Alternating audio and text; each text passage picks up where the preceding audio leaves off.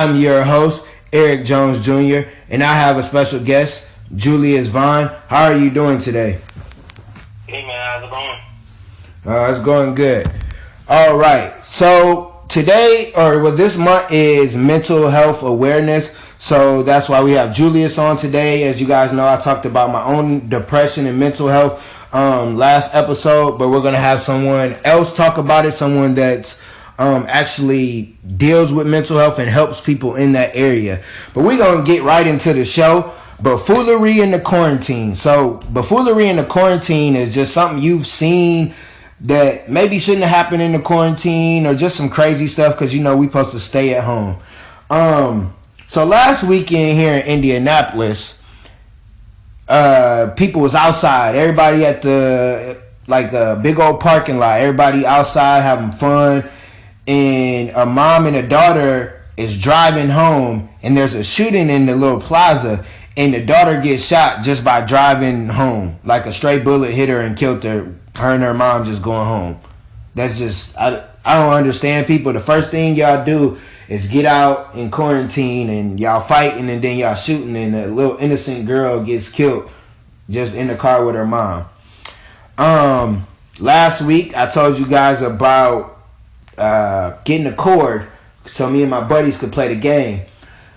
Well, I talked to my buddy because we went to go play basketball. My buddy said, yeah, he had a cord in the car the whole time, so we didn't have to go to 15 different stores to find this extension cord.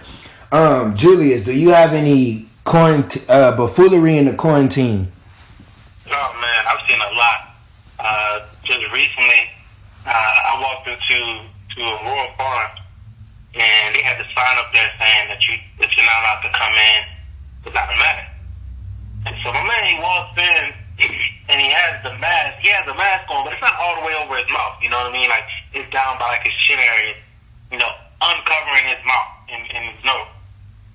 Kind of defeats the purpose. But he goes in, and the lady behind the register says, "Sir, I'm gonna need you to put your mask up if you're gonna be in here. We can't allow you in here without a mask on." And my man, straight faced, looks at the lady and says, "I don't have a mask." And for a second, everybody just okay. And so the lady points it out, "Sir, what's that on your chin?" He's, oh. So he puts the mask on, right? She continues checking out customers. Next thing you know, my man's over there by the coffee, and he sneezes. And as he sneezes, I look, and I see that my man that took the mask down for him to sneeze. Is that just me, or does that kind of defeat the purpose? You know what I mean? That defeats the purpose. My mom bought me a mask, and I put it on the other day, and it ain't for everybody, especially if you got glasses. When you got glasses, it fogs you up. You already feel like you can't breathe. You feel like you're suffocating. So I can kind of understand you either wear it or you don't. But what's the point of wearing it and then you take it off to sneeze? Sir, it's to keep your germs inside and other people's germs away. I was just I don't know. Maybe it was just like an instinct thing or something like that. People just got to get used to the mask. But I was just wow, that's wild. Yeah. Oh, wow. Hey, that's funny. Cause they gotta my son, his mom, she was telling me she went to the beauty shop and they wasn't letting people in without a mask or gloves. But this the thing. If you ain't have a mask or glove, they were selling the mask or glove, so you was gonna wear a mask or glove one way or another if you was trying to get you some hair. Right. All right. So cause we both got younger kids. So this segment is called Jonesing Around, and my son, he's excited for my birthday, just like he thinks it's his birthday.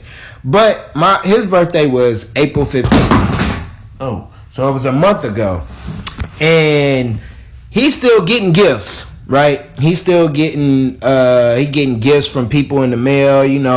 People kind of I'm getting him a gift. So he got a gift from a lady I work with, and he was like, "Yeah, man, I'm still getting gifts sent in the mail." I was like, "No, your birthday's over." He's like, "No, I'm still getting gifts." I'm like, "I'm supposed to get gifts for the rest of the year."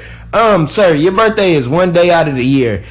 your birthday's over with. There's no more gifts for you. The only reason he got this gift from the lady is because we've been at stay at home and we haven't been able to go around and see people or whatever. But he really thinks that he's gonna get birthday gifts the rest of the year. That's just something a 6 year. I don't know if that's my 6 year old or that's just how young kids think. You got any crazy things your kids said or did? Yeah, man. My son, I promise you, he has the boldest person I've ever seen in my life. He think he's a comedian. It's hilarious.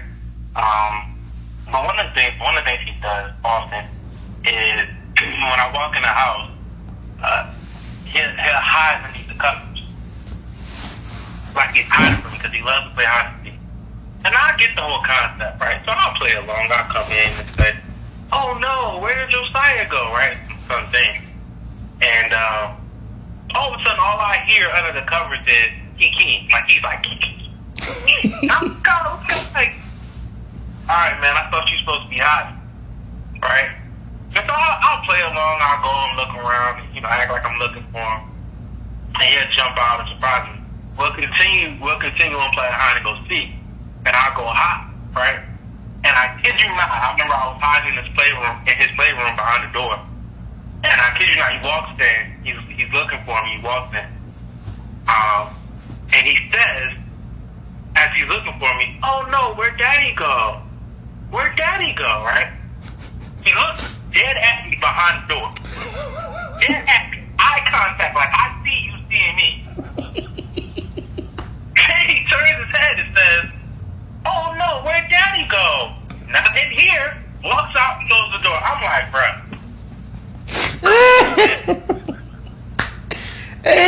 I'm like, "Son, did you see me behind the door?" "Nope." Straight face. I'm just like, okay, I'm done. Hey, hilarious. Hey, that's not just your kid. I don't get the concept of playing hide and go seek with kids that are younger because they laugh, they make noise so you can find them. It's like my son to go hide somewhere where he know you gonna find him, and then he hear you and he start laughing. It's like, dude, what's the point of playing hide and go seek if you just want me to find you? Because when I hide, I'm hiding somewhere where I can't be found. I remember I hid somewhere for like 20 or 30 minutes. He couldn't find me for the longest, and I was just sitting there chilling on my phone. Like, he couldn't find me. He was getting mad. He knew I was in the house, so he wasn't like scared or anything, but he just was like, man, where is my dad at? And he couldn't find me. But I don't get that concept of playing hide and go seek, and then we go look for them and they making noise. Like, what? I don't know. Maybe we did it when we was kids. Who knows? Probably. Yeah. All right. So before we get right into deep into mental health, got a couple questions. When I have guests, depending on them, I try to ask them what's their top or their favorite things. So, since I was listening to some rap music this morning, who are your top 3 rap artists that you listen to on a regular? Like now, it don't matter if they're dead or alive. Just who's in your top 3 in your rotation? Oof, so man, that's tough. But I have to say one is Drake. One is my man Drake. The other one is Jay-Z. And man,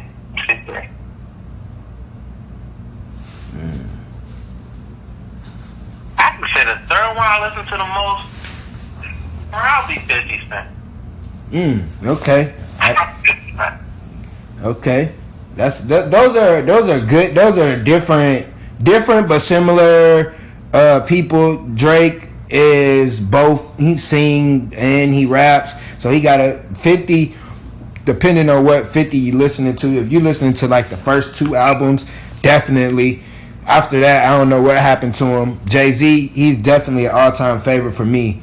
Now, surprisingly, my top 3 that I listen to, like on the normal, is Lil Baby.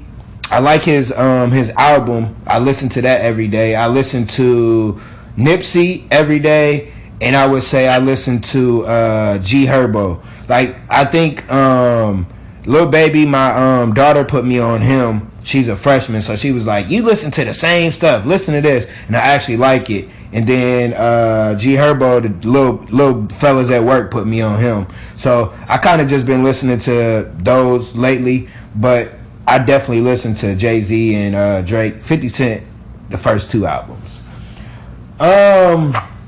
Let's see. What is your top 3 TV shows or your top 3 sitcoms of all time? Of all time? Yeah, of all time. Because I don't even know of real sitcoms even still come on anymore. Yeah, right. I don't know what this is. I don't know. I just call them TV shows. Yeah. But I have to say the top 3. Well, number 1 is a no-brainer. That's Martin all day. Okay. Martin. And then I have to say Fresh Prince of Bel-Air. Okay. And then my third one, I have to say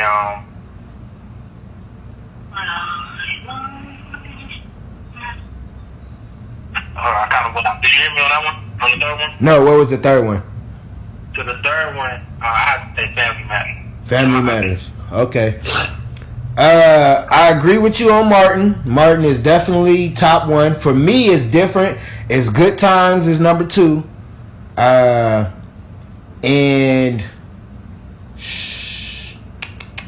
number 3 that I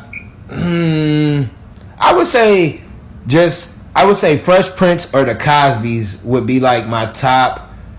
I don't know. I like the Wayans brothers too, but I'm gonna just say that I could watch. I would say Martin, Good Times, and probably Fresh Prince. Those would be my top 3 sitcoms. I got more, but those are my top 3. Martin is definitely.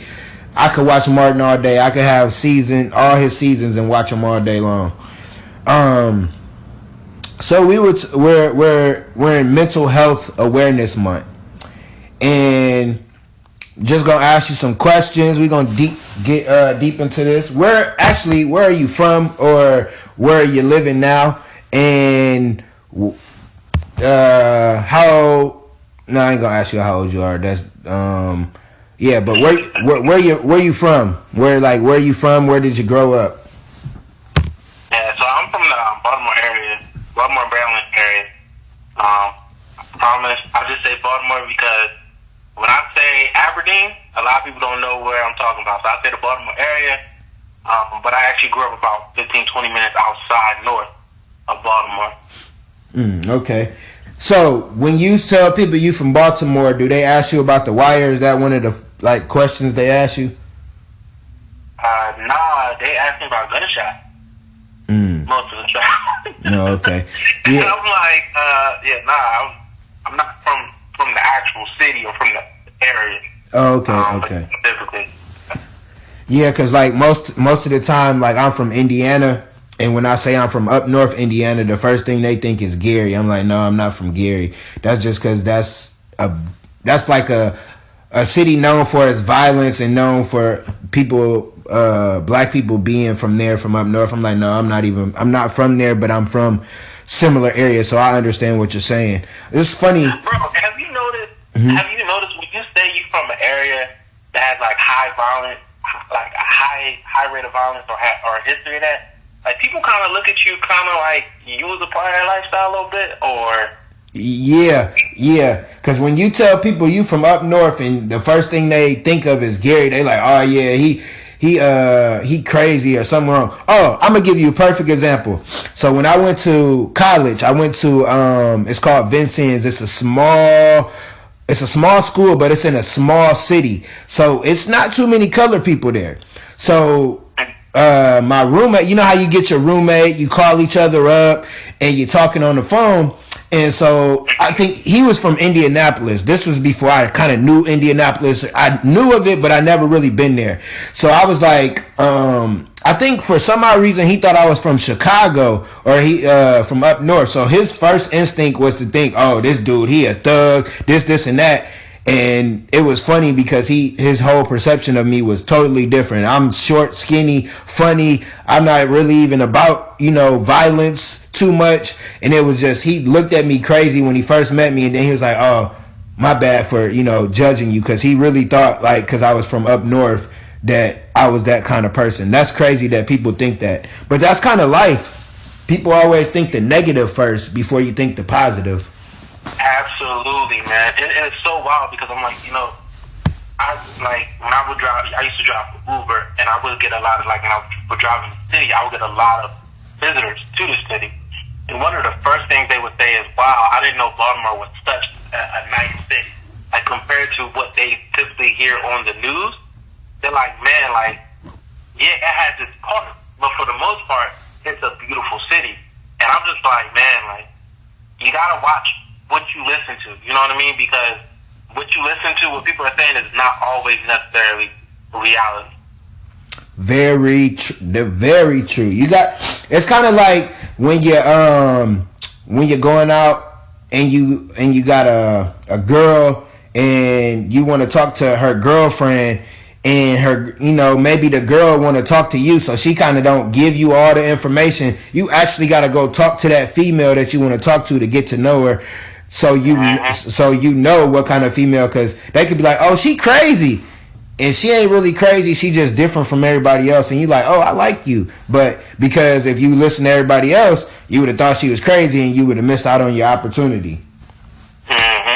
Yeah. So let's get into some questions about mental health. So,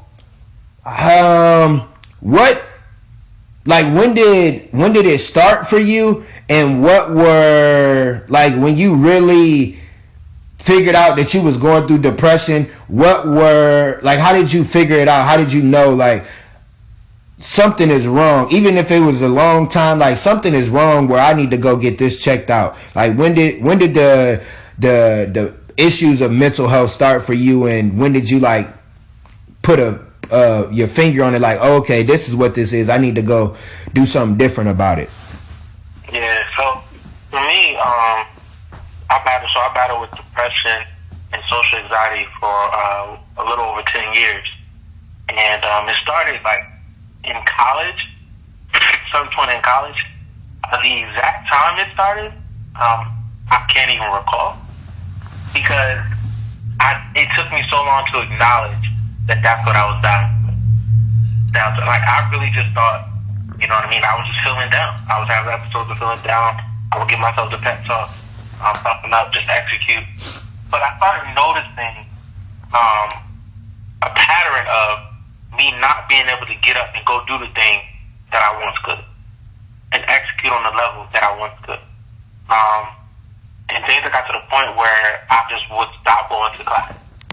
I didn't want to be around anybody, because I honestly just felt like I was being judged all the time.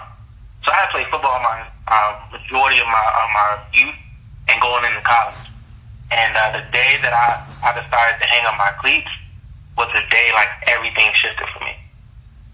Because it was just something about the game of football, that the critical mentality that I had growing up, it fit, right? It fit that lifestyle. But as soon as I started to make a shift, it was like, okay, I'm dropping my cleats, but that mentality was still there, right? And so every time I would go to class, I would feel like everyone was judging me as, like, hey, look at the guy that just couldn't cut up with football. Even though that wasn't the truth. I hung up the cleats. But it was just that feeling that people were talking about me, from the way that I dressed, from the way that I spoke, the way that I walked, every little thing. For me, it was hard sitting in class, because it was either I felt like people were looking at me and judging me, or I felt like people weren't paying me any attention, and I felt like I didn't matter. So for me, it was like the thoughts just continued to just go in my head over and over again, inside of class, outside of class, and my safe space became my dorm room. I grew up in a very critical family, critical background,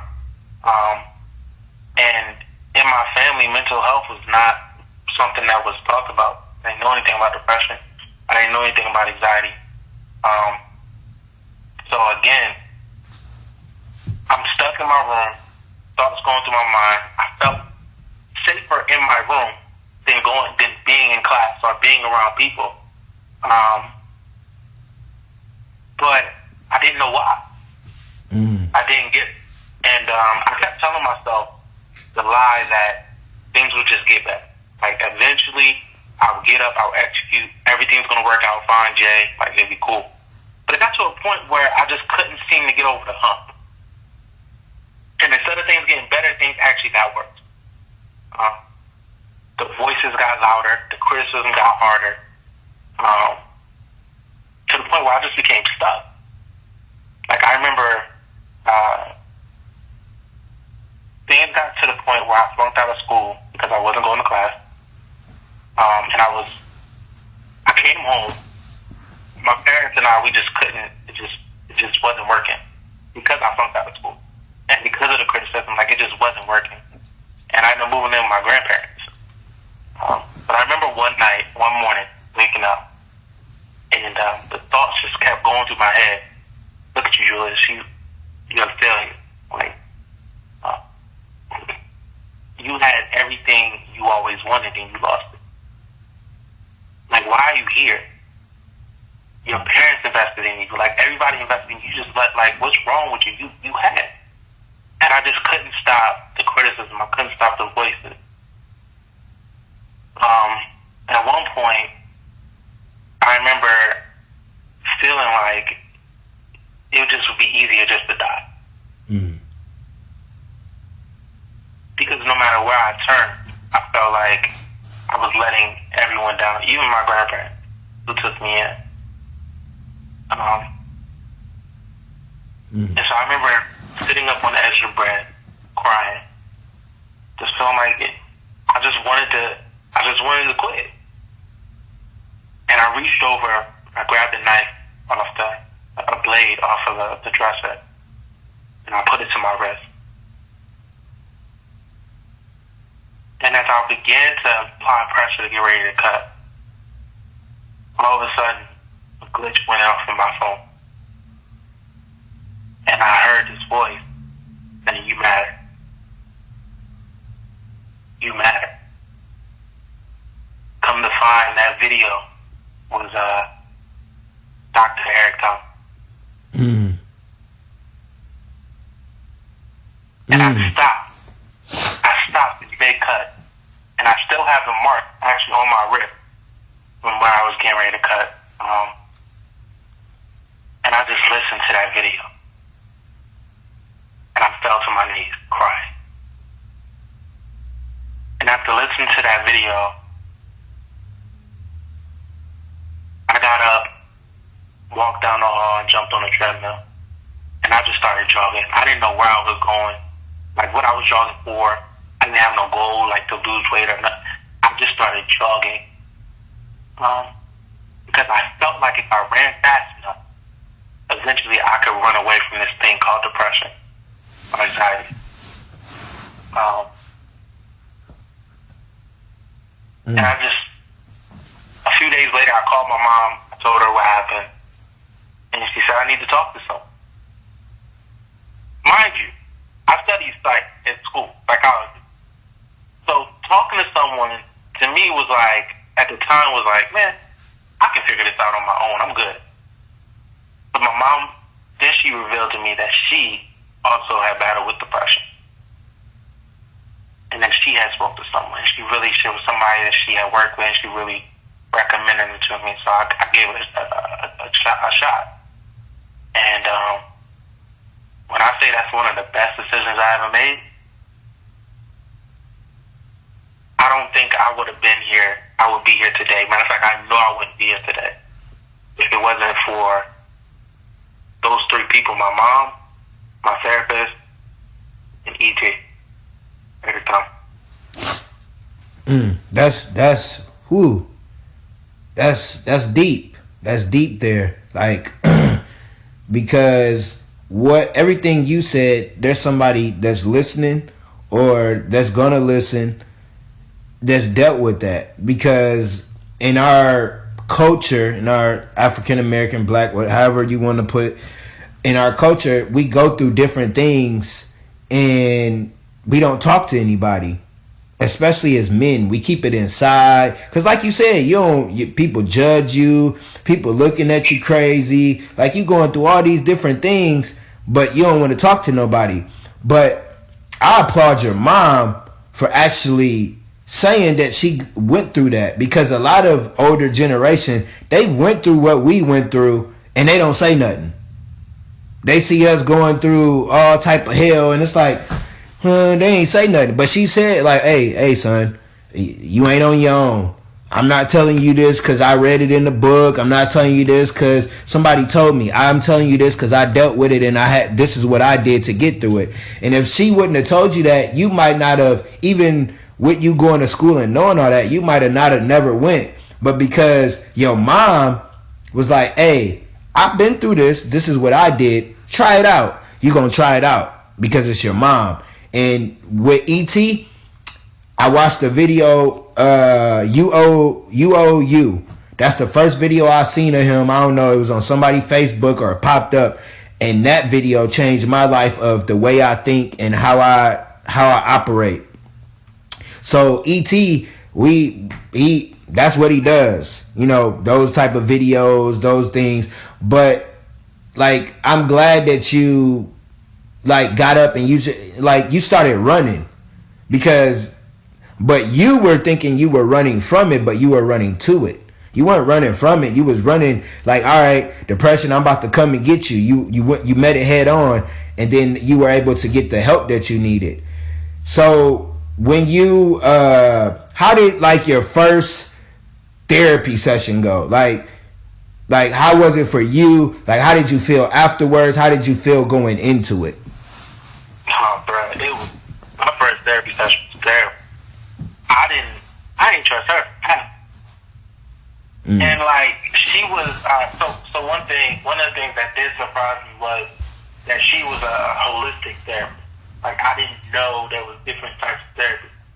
Like, come to find out, I know now there's like holistic therapy. There's the regular cognitive. There's like musical therapy. There's all kinds of different types of therapy now. Even I think there's even therapy where they have pet animals involved. But just my first therapy session, man, it was terrible. I didn't trust her at all. Especially she would come with all these holistic perspectives about getting in touch with source and meditation, the power of meditation, and I just thought it was whack. I was like, dude, you mean I can get better by sitting there doing nothing? And then she broke things down to me and explained to me that it's not doing anything. It's allowing for you to process your thoughts and become present with what's going on in the environment. It's actually a way for you to silence your thoughts and silence that voice, and for you to get connected more with your true self, your inner. We call it source. We connected with source, because the truth of the matter is typically the voices that we hear, the thoughts that we experience during depression and anxiety, they're false. They're false. And I'm telling you, listen. I remember saying to her, describing to her, how it was like depression and anxiety were two different people talking to me. Because not only would they say the things that they said, like, you know, why are you here? You can't do this, nobody care about you. But they made logical arguments to back that stuff up. So my first therapy session, man, it was terrible. I didn't trust her at all. But as I began to go more, I started opening up with her more. And man, like, she's amazing. And the things that I discovered about myself, about this thing called depression, anxiety, it's incredible. But yeah. That's I think I went to counseling when I was going through depression. What's it? 2020. So 2018, I started going, and I'm a people person. I'm a flamingo, so I talk, but it was a little different. Like my first session, like I was, I talked to, like, kind of, you introduce yourself, and then once you start talking and we got deep into it, I was like, man, I like this. Like I like as time went on, I liked it because, like you said, you find out about yourself, or it's somebody else that ain't that don't know you, that's not putting any judgment or giving some advice off of what they think. It's like they listening to what you're saying, and then they're giving you sound advice of what you can do for you, not for anybody else. Because, like you said, the meditation part, I still work on that, because it's like, I get it though, because when you meditate, those thoughts, the positive thoughts come in, but then sometimes the little sneaky thoughts try to come in, and you gotta, do your breathing and stuff. But what you said about the voices talking to you, I think that's, everybody deals with that, like those voices, and then they, in logic, they have a way of making sense, but then when you really think about it, it's like, no, I do matter. No, I'm supposed to be here, because we understand everybody go through shit. Everybody go through stuff. It's not like we're the only people, but when you're going through it, that little voice on your shoulder is talking to you, and it makes sense. And then, because I've been there where I've wanted to commit suicide, or I've been joked on, or I'm at that point where life just, I lost everything when I got divorced, and it's like those voices get to talking to you, and they really make sense. But then for me, I always had a why. My why for the last 6 years have been my son. Like I always think of him, because I lost my dad at 4. So it's like, I don't want him to go through the same exact thing as I did, living life where your mom raised you. And, so what you're saying is perfect to what someone of my, like me, or someone else is dealing with. You gotta go and talk to somebody and actually listen, because sometimes, especially us men, we don't want to listen to nobody, and then we don't get the advice that we need to better ourselves. Do you still go to counseling? You still got the same counselor? Oh yeah, absolutely. Okay. So what are some steps to identify that maybe you're going through depression or anxiety? Because I ask a lot of people what some topics, and depression and anxiety is like top 3 almost every time in that conversation with people. So how did, like, you went to school for it, you dealt with it. What are some signs or some, I wouldn't say symptoms, but where do you, like, you notice maybe it's a little, you've been dealing with something for so long, maybe it's depression. How does someone identify that? Yeah, so I think the biggest identifier is understanding when you are off from who you normally are. The hardest thing about identifying it sometimes is that often depression shows up differently in different people, right? So you have some people who experience the common symptoms, which are like, you just feel stuck, mind is racing, you feeling this sense of sadness all the time, you feel down, the things that you once enjoyed doing, you just don't want to give it that kind of energy anymore, and you just feel numb, like feel a little hopeless about the future. And I think there's the other form of it, which is what we call functional depression. And this is the hardest, in my opinion, it's one of the hardest to recognize, because a person literally goes throughout their day to day as if nothing's wrong. As if nothing's wrong. They interact with people normally. But really deep down inside, they're battling with this thing.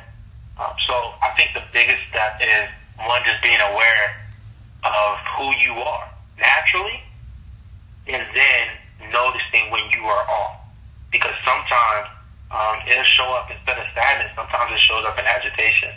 Sometimes it shows up as anger. Right? You start to lash out. You become a little bit more irritable. So I think first, like I said, awareness, looking for the symptoms as far as like I said, being stuck, the racing thoughts, and sometimes, and I think this is the biggest one, is feeling a sense of just numbness. Like you're not too high, you're not too low, you just feel like blah. Because I know when my wife experienced that feeling, it was the hardest to identify that it was depression, because you don't want to just say, hey, I'm depressed, because you don't want to be, one, you don't want that stigma, that label of it, and then two, you don't want to you don't want to say that you have depression and you don't. But you just know that, hey, like, something's off. Like, I just don't feel anything. So I think that's like a big telltale sign that you want to go talk to somebody. When you just feeling numb, like you just don't, a lot of stuff that you used to care about, you just don't care. And it's hard to describe how you're feeling. Definitely go talk to someone and get some professional help. I like that. I think one of the most important things you just said, you got to know yourself. And once you know yourself, then you're able to identify, hey, something wrong. I don't know what it is. And like you said, you go get you some help. You go talk to somebody. Because I think if you don't know yourself, then you kind of don't know where you're going, where you're at, who you are, and then you could maybe one day, like you could be sad for like a week, and you don't know why, but you don't even know, what makes you sad anymore. And like you said, that numbness of where you kind of get stuck. I think a lot of people go through that, where you just like blah, you just going through the motions. You go to work, you try to front for people, hey, how's it going? Yeah, I'm all right. And then like inside you dealing with some stuff. And I think the common denominator is to go get some help. Like, I think even, would you suggest somebody going to get counseling even if like they're not dealing with depression? So if they just want to find who they are, they just want to get some counseling, would you suggest counseling for just mental health in general, or do you think someone needs to be going through something to get counseling? I don't know. Look, I suggest counseling. Like, I still have my counselor. Even on the days I'm feeling fine, I go in and we'll just chop it up. I recommend always having a counselor or a therapist, because here's the thing: over 85% of just Americans alone, experience some episode of trauma in their lifetime. And what we're not taught is how to deal with that trauma. 100% of Americans, 100% of people experience stress at some kind of level. And what we are typically not taught in schools and through our general education is how to deal with that shit. And here's the thing: most of the time, how we're taught to deal with stress is by our parents. And if they're coming from a background where they wasn't taught, let me rephrase it.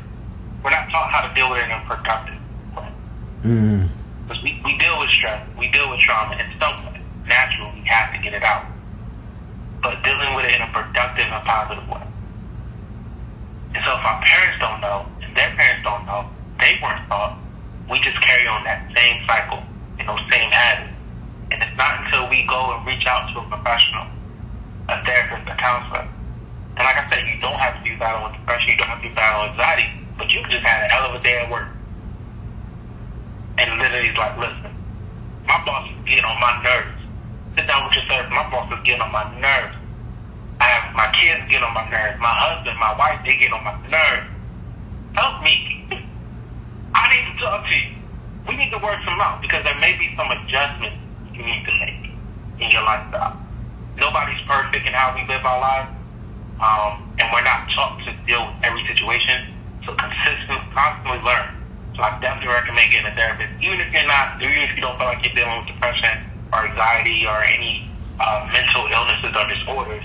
Still go to depression, because I promise you there's some things that you can learn about how you can have a more positive lifestyle. That is true. You said a lot right there. Like, that was some good advice, because you, like, everybody deal with stress, but everybody deal with it different. And I think, for, like you said, we get it from our parents, and maybe as men, you see your dad, he drink, he go kick it with his buddies, go to the bar, he had a long day at work. That's kind of how he gets his stress off. Everyone's different. Everybody has some people smoke, some people drink, some people eat, some people do positive things to get stressed, some people just do whatever. But like you said, like, it's always good to go and talk to somebody so they can help you with the adjustments or close gaps, because you might not even be going through depression or anything, but it's something, something missing when you come home from work. What's missing where you and your wife ain't been clicking, or you and the kids ain't, whatever the case may be, and that person's able to see it. It's kind of like having a coach when you play sports, because you could be an All-American, you could be all that, but then there's something, the little gap that you can't see, that coach can see, and he can be like, hey, if you do this and this, add that to your game, and then now you one of the best players in the country, because you listen to somebody instead of thinking you know everything. And I think a lot of that deals with our culture. Like, people think that going to counseling is funny or corny or it's lame or whatever, but those people that go, they life doing a little bit better than those that are going to the corner and getting that bottle, or like the liquor stores. We in quarantine. I don't think liquor is essential, but every time I pass a liquor store, there's a long line of people there, and it's like, what are you getting here? Is this some information that you're getting, or what? What's going on? Nothing against anybody drinking or anything, but that can't be what you think is gonna fix you.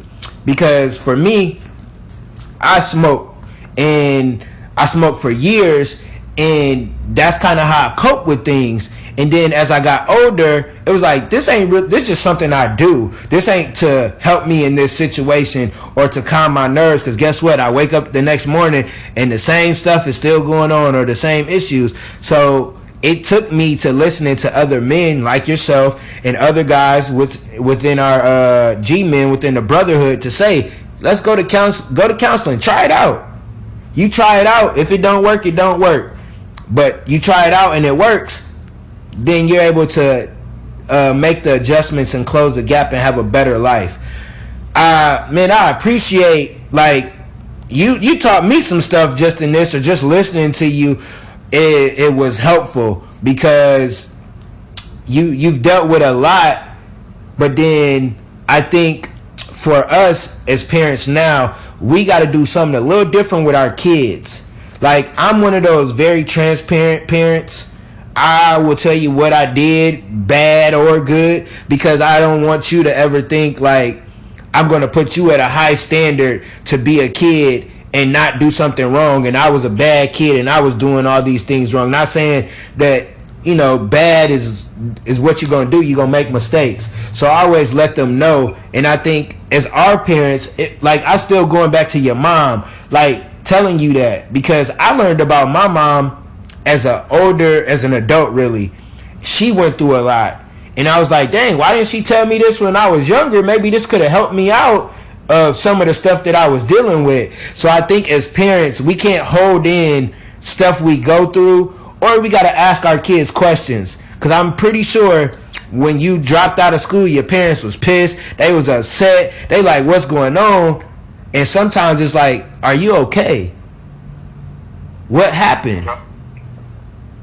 And I think yep, go ahead. I was going to say, and I think that the biggest thing is,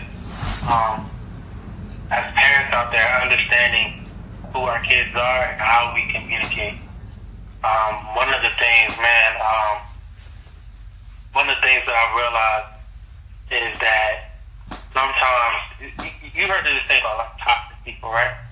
You said, repeat that? You heard this thing called like toxic people. people, right? Yeah, toxic people. Yep. People toxic, and I hear it so often. They toxic. My girl, my husband toxic, or my father toxic, my mom toxic. Just cut them off. Just cut them off. That's been the solution, right? And to me, I never believe in cutting someone off, right? I believe there's some people that need to be repositioned in your life. I believe that there's some people that are here for your life to teach you something in seasons. But I never believe that people should be cut off. You move a certain way, and if they're not rocking with you, they kind of fall up. But I also believe that sometimes the issue is our communication. In my experience with my depression and my parents, communication was the biggest issue. And what I realized is that oftentimes we just communicate differently. Like, so Eric, you've heard of the assessment, right? Yeah. Right. So we have lions, we have flamingos, we have chameleons, and we have turtles. And I didn't know until I took the assessment, and I promise you the assessment helped me out, not just the assessment, but the coaching that came along with it, helped me out in my relationship with my mother and with my father. Because during the battle with depression, it was torn. They felt like we invested all this money into you and you threw it away by flunking out of college. And I felt like I just wasn't saying, y'all don't love me. Right? Like, I'm going through this and I'm going through it alone. The reality is, the problem was I didn't know how to speak my father's language. I didn't know how to speak my mother's language. I'm a high flamingo. I'm a very high flamingo. Me too. My father is a very high lion. So, he's very results-driven, very dominant, very driven, right? You come to him with a game plan, explanation, X, Y, Z with the result. Very direct. Me, I like to sit there and enjoy the experience with you. I like to talk about some deep stuff with you. I like to, I want to be touched. I want to be. I want to have that experience with you. So my conversation with you is a bit more direct, indirect. It's a bit more involved, right? Yeah. My mom, she is a high turtle, so she wants a lot of details. She's always asking about questions. I promise you, I can never give her enough details. But when I realized this about them, all of a sudden I was like, oh, I learned how to communicate with them, and our relationship has been a whole lot better because of that. I've been able to say to my father, like, when you talk about my depression, my anxiety, why I gave up football, and all the questions he had that he just answered himself, I was able to go to him and say, hey, Pops, look, this is why I quit football. This is what depression is. This is why I had it. X, Y, Z. I spoke in his language, and he understood. And that mended our relationship. I did the same thing with my mother. So, to my parents out there, I'm a parent as well, you're a parent, really understand your child's animal, who they are, and how they receive communication. Because oftentimes that's the gap that needs to be bridged. Yeah, and with the animal assessment is what he's talking about. There's different ones. Me and Julius have took the same one. I'm a high flamingo, and like it just tells you who you are as a person, how to communicate to you, how people should, how you don't like to. It just helps you study yourself. And to what you're saying with parents, I did that with my kids. I kind of knew what I was before I even took it. Just when they started talking, I was like, I'm a flamingo. Like I could just tell, in which I am. But I like kind of knowing the animals, I can tell. Like my daughter, like my son's sister is like my daughter. She's my bonus daughter because I've been there for her whole life. So as she's got older, she's a teenager now. She sticks in her room, and she kind of, stays to herself. And I'm like her mom would be like, "Oh, come out," and it's like, no, that's not who she is. She gonna come out when she wanna come out. She'll come out the room and be like, "Hey, y'all wanna watch a movie?"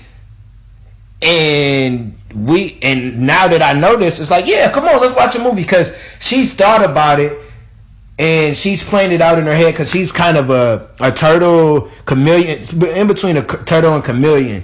And she's thought about it. It's something that she's been in her room for a couple hours and thought about. Now my son, I think he's a flamingo like me. He's just on the go. Like he's ready to go. Like he want to have that experience. He bring that joy to you. Like he's that kind of people person. And I learned that about them, and I started doing things different with them. Like I can't do, especially with their age difference. So what you're saying to the parents, don't just take the test for yourself. Have your kids, or if you don't want to do the animal, learn your kid love language.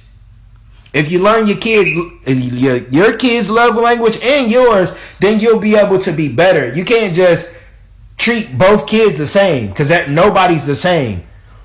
And when you learn that and you start asking questions, some of that depression, some of that anxiety, some of that stuff, your kids are more comfortable with the communication. You got to communicate with your kids. The communication I used to get was, oh, you did something wrong? Go get that belt and we going to have a talk. You and the belt going to have a talk, and that's going to be the communication that you going to have, because this belt going to let you know, you do this again, this the pain you going to feel. But now, now my son, I don't whoop him as much. I give him a chance, because sometimes it's like, because one day, like he usually gets purple. Purple is awesome in school. So if he got a green, that just mean he was being normal. He talked? Oh my gosh, he's 5 years old. Okay, you talked in school. That's okay. Like you're not gonna get in trouble. He got a yellow probably 2 or 3 times. What happened today, man? You wasn't having a good day? Or it could be he didn't get no sleep. He stayed up later than he was supposed to, just like adults. And I think as an adult, we look at kids and we want them to do A, B, C, D, and we don't do A, B, C, D, and nobody's holding us accountable. So we do whatever we want, and we holding these kids accountable. But it's like you can't hold them accountable. You have to have somebody hold you accountable, so that you're all able to communicate. Before I got like 1 or 2 more questions for you. But my daughter once, I was doing something, and she was like, "You asked me to do this, but you ain't doing what you said you was gonna do." And I was like, "Ooh, you right." And some parents would have got mad. Oh, who you talking to? She didn't talk to me in any disrespect, because me and her have that kind of relationship where we could talk about anything. And she came to me, and I had to sit there and think like, "Ooh, she right." So as parents, we have to learn our kids and talk to our kids before we beat our kids, because whoopings don't always. Yeah, you got to teach them. And what the Bible say, train up a child. It don't say whoop up a child, discipline a child for everything that they do. It say train up a child. And you train up a child and you let them go when it's time to go, they'll be all right. Just like when you play sports, you got to go through practice. You got to go through some training. And when it's time for the game, you done all your training and practice. Now you ready for the game. That's the same thing with a child. We got to train them up. So this is some good conversation. I might have to have you back on. I like this conversation.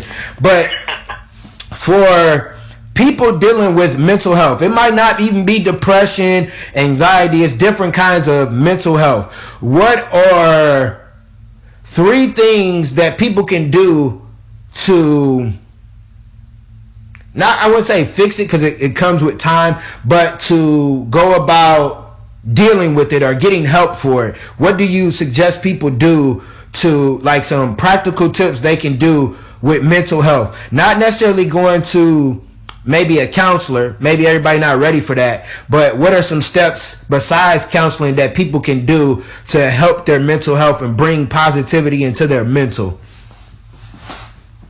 Yeah, so one thing is get a PhD in you. I'm gonna say it again. Get a PhD in who you are. A lot of times we study the world more than we study ourselves. I know it. Every lyric to the 50 Cent song, there was a lot of stuff I didn't know about me. So get a PhD in who you are, one, and then get a PhD in your condition. I like to say the character of your condition, right? Then that condition may not be depression, it may not be anxiety. Sometimes that condition is just high stress. To get a PhD in the character of your condition, know how it shows up, how it talks, how it moves. One of the things that I learned through football is you can't beat an opponent that you don't know anything about. And so whether that opponent is depression, anxiety, or high stress, you can't beat it if you don't know anything about it. And the more you know, the more effective you work. If you look at all the GOATs, Michael Jordan, LeBron, Kobe, rest in peace, they studied. They were the first person in film, last person out. First person on court, last person out. They studied film, their opponent, and then they also studied themselves. So get a PhD in you, and then also get a PhD in the character of your condition.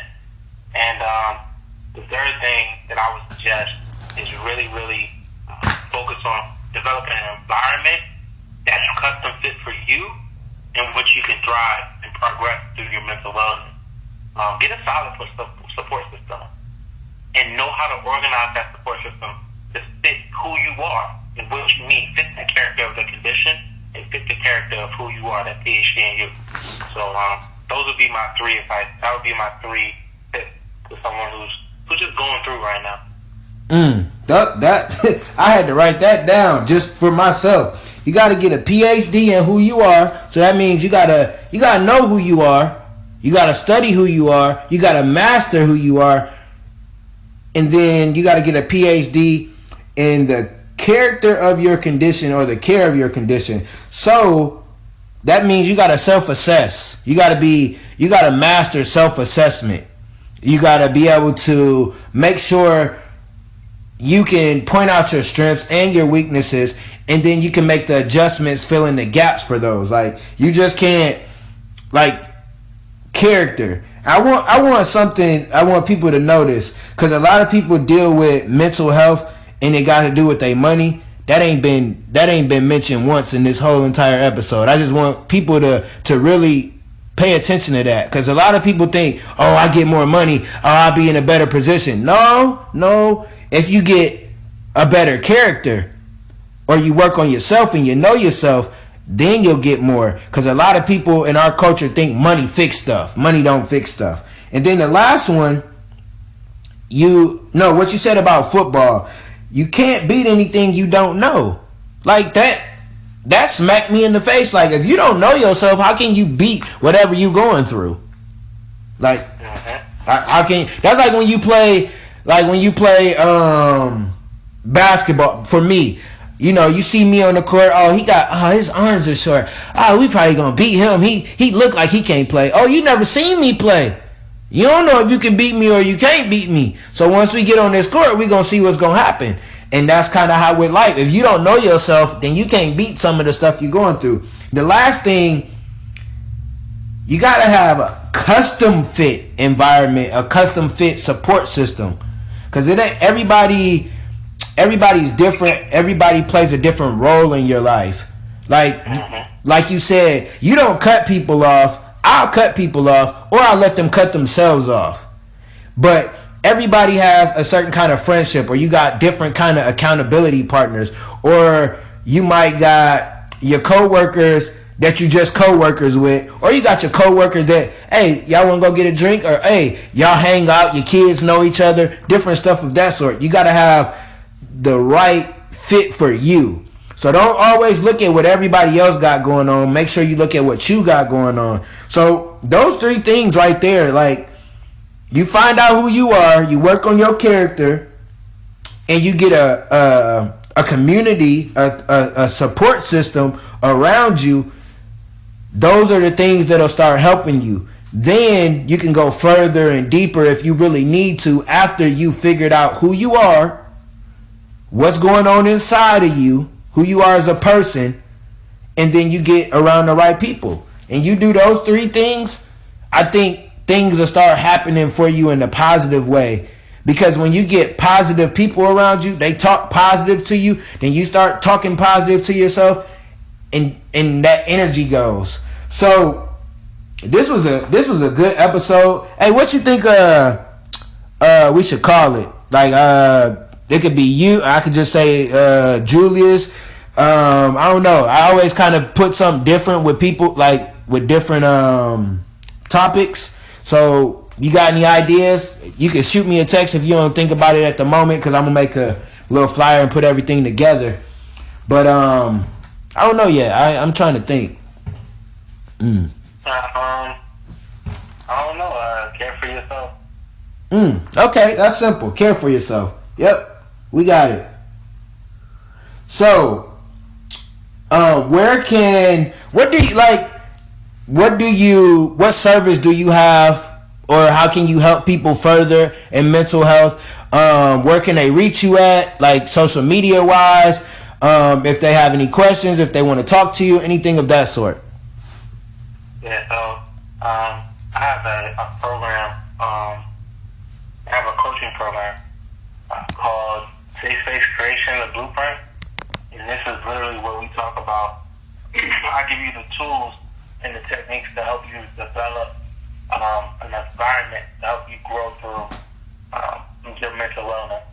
I give you the tips and tools to help you maximize your therapy sessions and develop and build that strong, effective support system.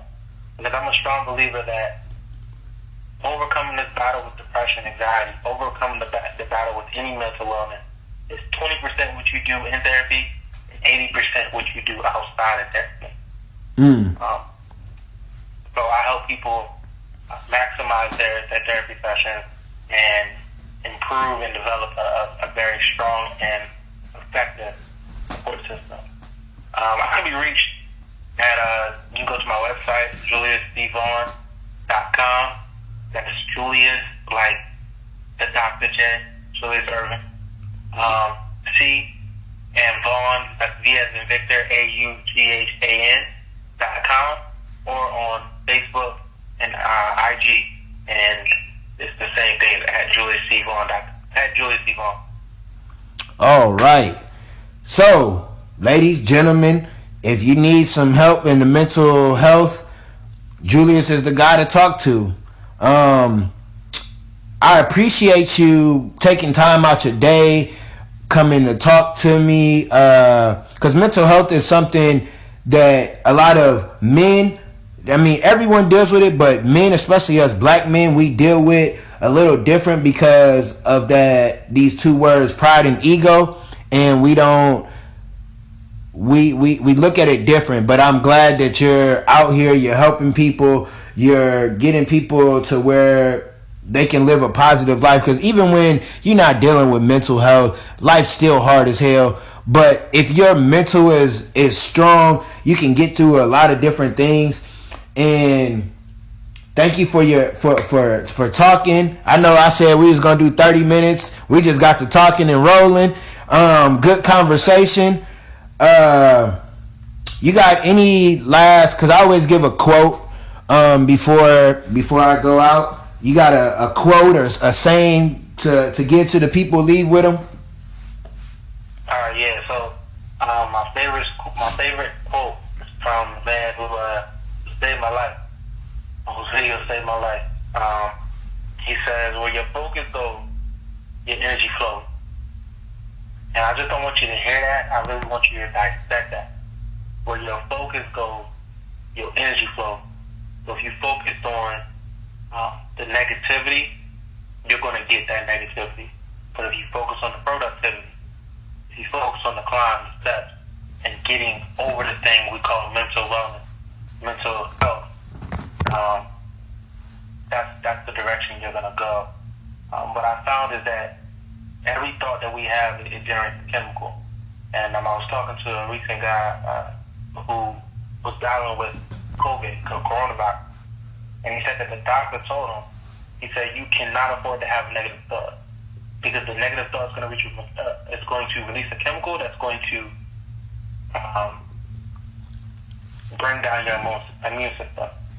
So you can't afford to have it for a minute. And I want us to all leave this podcast with the same mentality. Don't focus on negativity, focus on positivity. And when you focus on positivity, your energy will flow that way. The way your focus goes, your energy flows. And on that note, you can measure my arms, but you can't measure my heart. Thank you guys for supporting today's episode. It's a Jones Thing podcast on IG, Facebook. You can email It's a Jones Thing podcast at Gmail if you got any buffoonery, if you want to get on the show, anything of that sort. Like I always end the show like my mom say, peace, one love.